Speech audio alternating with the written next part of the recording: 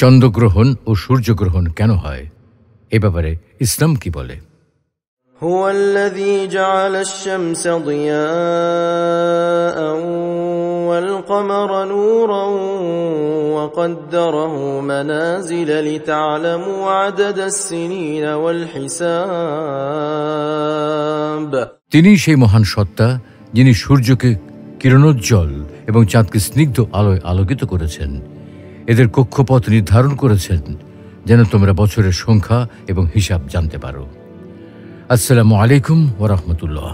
এই উপলক্ষে আমরা ইসলাম অ্যান্ড লাইফের সম্মানিত দর্শকদের জন্য তৈরি করেছি আমাদের এক্সক্লুসিভ আয়োজন চন্দ্রগ্রহণ ও সূর্যগ্রহণ কেন হয়, কিভাবে হয়, কি কারণে হয়।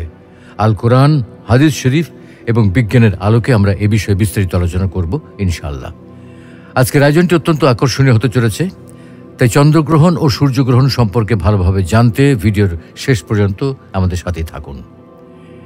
বিভিন্ন পত্রিকায় খবর বেরিয়েছে দিনেই 4 মিনিটের জন্য নেমে আসবে রাতের অন্ধকার, অর্থাৎ 8 এপ্রিল 2024 সোমবার বিরল এক সূর্যগ্রহণ হতে যাচ্ছে। এই সময় সূর্যকে পুরোপুরি ঢেকে ফেলবে চাঁদ, ফলে দিন হবে রাতের মতো অন্ধকার। প্রায় 4.5 মিনিট এই অবস্থা বজায় থাকবে। পূর্ণগ্রাস গ্রহণ হওয়ার ফলে বেশ কিছুক্ষণ সূর্যের আলোকে সম্পূর্ণ ঢেকে রাখবে চাঁদ, ফলে যেসব স্থানে দিনের বেলাতে গ্রহণ শুরু হবে সেখানে অন্ধকার থাকবে বেশ কিছুক্ষণ। নাসা বলছে 8 এপ্রিল স্থানীয় সময় বেলা 11:07 মেক্সিকোর প্রশান্ত মহাসাগরীয় উপকূলে প্রথম সূর্যগ্রহণ দেখা যাবে। এই সূর্যগ্রহণের বিশেষত্ব হল এর স্থায়িত্ব। পূর্ণগ্রাস গ্রহণ হওয়ার ফলে বেশ কিছুক্ষণ সূর্যের আলোকে সম্পূর্ণ ঢেকে রাখবে চাঁদ, ফলে যেসব স্থানে দিনের বেলাতে গ্রহণ শুরু হবে সেখানে অন্ধকার থাকবে বেশ কিছুক্ষণ। 54 বছর পর এমন সূর্যগ্রহণ হওয়ায় নাসার বিজ্ঞানীরা এই সূর্যগ্রহণকে বিশেষ বলে বর্ণনা করেছেন। এর আগে 1970 সালে এমন সূর্যগ্রহণ হয়েছিল, আবার হতে পারে 2078 সালে। সূর্যগ্রহণটি যে অঞ্চলব্যাপী দৃশ্যমান থাকবে সেখানে প্রায় 4 কোটি মানুষের বাস, যারা এটি উপভোগ করতে পারবে। মহাবিশ্বের এই প্রাকৃতিক ঘটনায় চাঁদ যখন পৃথিবী ও সূর্যের মাঝে চলে আসবে সেই সময় চাঁদের গতিবেগ থাকবে ঘন্টায় 2400 কিলোমিটার। নাসা জানিয়েছে মহাজাগতিক এই দৃশ্য দেখা যাবে আমেরিকা, কানাডা ও মেক্সিকো, পশ্চিম Europe, Pacific, Atlantic, Arctic, Ireland এবং ইংল্যান্ডের উত্তর পশ্চিম অঞ্চলে। তবে বাংলাদেশ থেকে এই পূর্ণগ্রাস সূর্যগ্রহণ দেখা যাবে না, কারণ বাংলাদেশে তখন রাত থাকবে। চন্দ্রগ্রহণ ও সূর্যগ্রহণ কেন হয়? প্রিয় দর্শক, এতক্ষণ ধরে আমরা যা শুনেছি তা মূলত বিভিন্ন পত্রপত্রিকার সংবাদ, কিন্তু এতে ঠিক বোঝা যায় না চন্দ্রগ্রহণ ও সূর্যগ্রহণ কেন হয়। তো চলুন তাহলে এবারে চন্দ্রগ্রহণ ও সূর্যগ্রহণের কারণ সম্পর্কে জানা যাক। পৃথিবীর নিত্যসঙ্গী হলো চাঁদ এবং এটাই পৃথিবীর একমাত্র উপগ্রহ। চাঁদের নিজের কোনো আলো নেই, তাই পৃথিবীরও।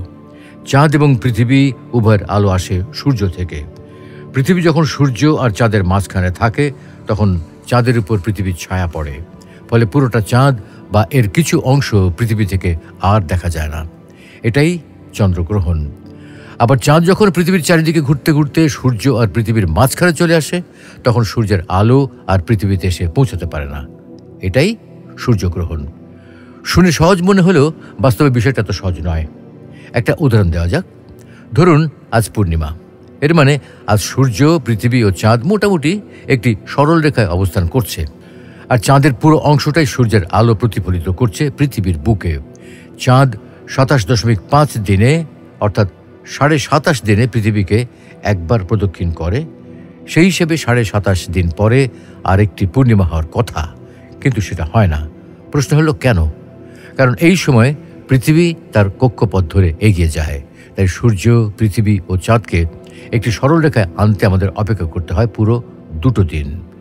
চাঁদ তার কক্ষপথে আরেকটু এগুতে আর পৃথিবীর পেছনে সূর্যের সঙ্গে একটি সরল রেখায় চলে আসতে আরও 2 দিন সময় লাগে, অর্থাৎ একটি পূর্ণ চন্দ্রমাস হতে সময় লাগে 29.5 দিন, অর্থাৎ 29.5 দিন। তাহলে বিষয়টা আসলে কি দাঁড়াচ্ছে? চাঁদ প্রতি 19.5 দিনে একবার সূর্য ও পৃথিবীর মাঝে চলে আসে। তার মানে প্রতি 29.5 দিনে সূর্য, পৃথিবী ও চাঁদ এক সরল রেখায় থাকলে তো চন্দ্রগ্রহণ হওয়ার কথা, তাই না? কিন্তু আমরা জানি বাস্তবে এমনটা হয় না। প্রশ্ন হলো কেন, কিংবা প্রতি 29.5 দিনে অমাবস্যার সময় কেন সূর্যগ্রহণ হয় না? চাঁদের ছায়া পৃথিবীর উপরেই বা পড়ে না কেন? রহস্যটা এখানেই। সূর্যকে পৃথিবীটা যে সমতলে প্রদক্ষিণ করে সেটাকে বাংলা বলে অয়নবৃত্ত।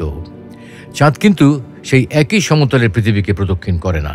চাঁদের কক্ষপথ সূর্যের চারিদিকে পৃথিবীর অয়নবৃত্তের সঙ্গে 5 ডিগ্রি কোণ করে আছে। এই 5 ডিগ্রি পার্থক্যের জন্য চাঁদ সবসময় পৃথিবী ও সূর্যের সঙ্গে এক সরলরেখায় থাকে না। পৃথিবী থেকে দেখলে চাঁদ কখনো সূর্যের নিচে আবার কখনো সূর্যের উপরে থাকে। এক পাক ঘুরে আসার সময় চাঁদের কক্ষপথ অয়নবৃত্তকে 2 বার ছেদ করে। এই ছেদ বিন্দুগুলোকে বলা হয় চন্দ্রযোগ। আর এই চন্দ্রযোগের সময় সূর্য, পৃথিবী ও চাঁদ চলে আসে এক সরল রেখায়।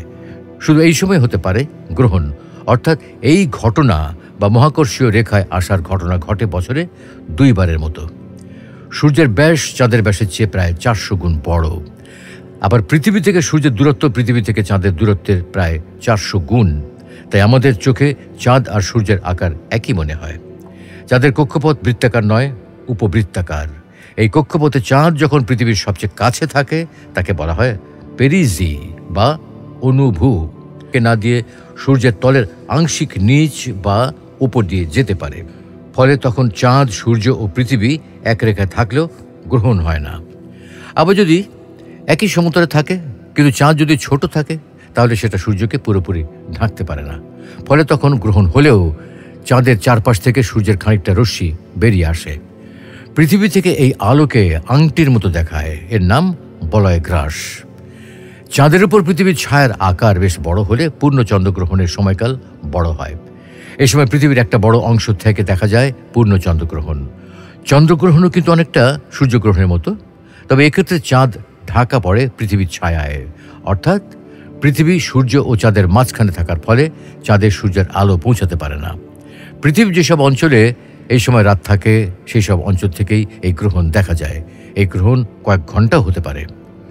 2021 সালের নভেম্বরের 19 তারিখ ছিল এরকম একটা বিশেষ দিন। সেদিন প্রায় 600 বছরের দীর্ঘতম চন্দ্রগ্রহণ হয়েছিল।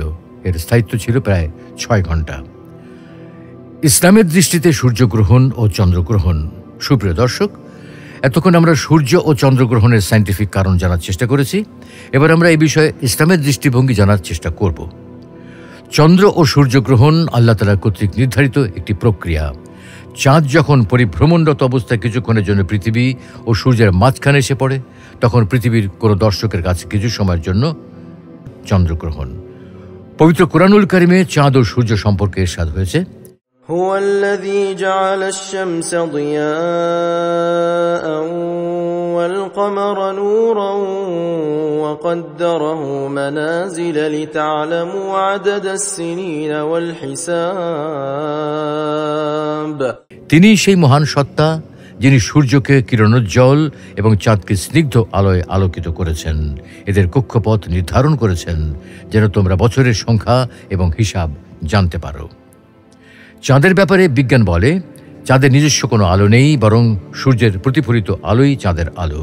বিষয়টিকে পবিত্র কোরআন আরও স্পষ্ট করে বলছে, وجعل القمر فيهن نورا وجعل الشمس سراجا।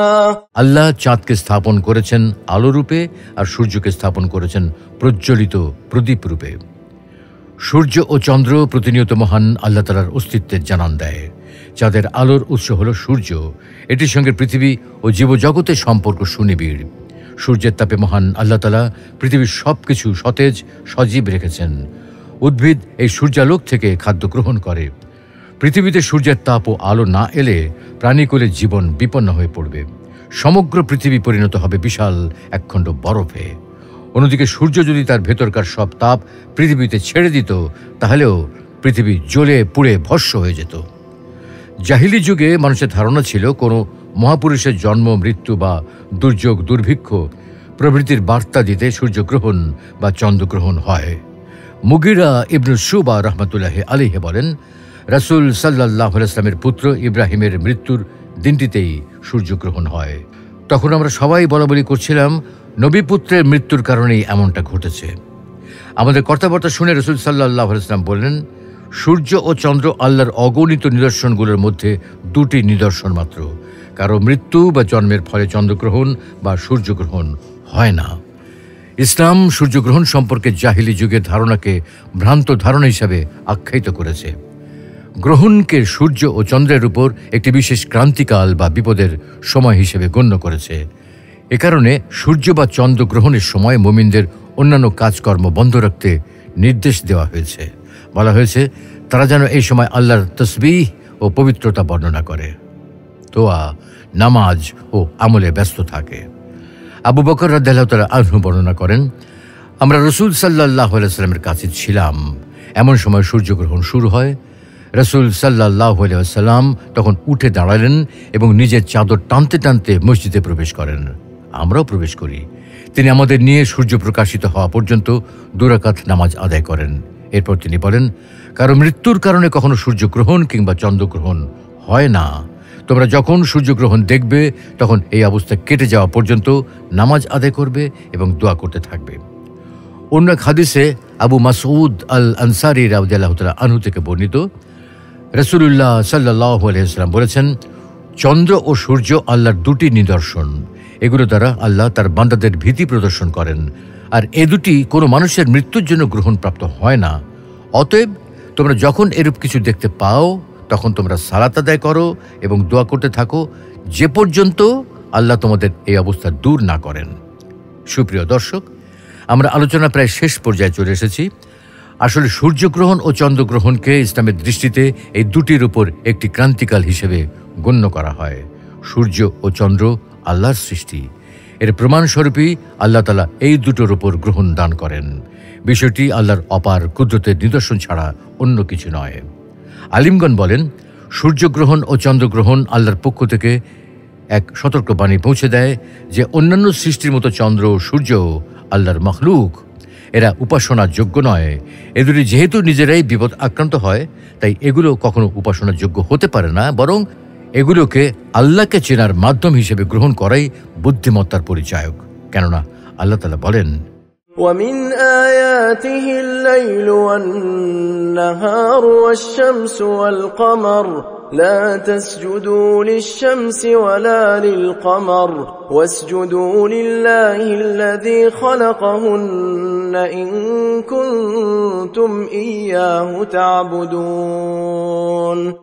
তার নিদর্শনগুলোর মধ্যে রয়েছে রাত, দিন, সূর্য ও চন্দ্র। তোমরা সূর্যকে সিজদা করো না, চন্দ্রকেও সিজদা করো না, বরং যদি তোমরা নিষ্ঠার সঙ্গে শুধু তারই ইবাদত করে থাকো তবে কেবল আল্লাহকে সিজদা করো, যিনি এগুলো সৃষ্টি করেছেন। আল্লাহ রাব্বুল আলামিন আমাদের সকলকে সূর্য ও চন্দ্র গ্রহণকে তাঁর কুদরতের অনন্য নিদর্শন হিসেবে গ্রহণ করার তৌফিক দান করুন। এই সময় আল্লাহকে স্মরণ করা, সালাত আদায় করা ও দোয়া করার তৌফিক দান করুন। আমিন।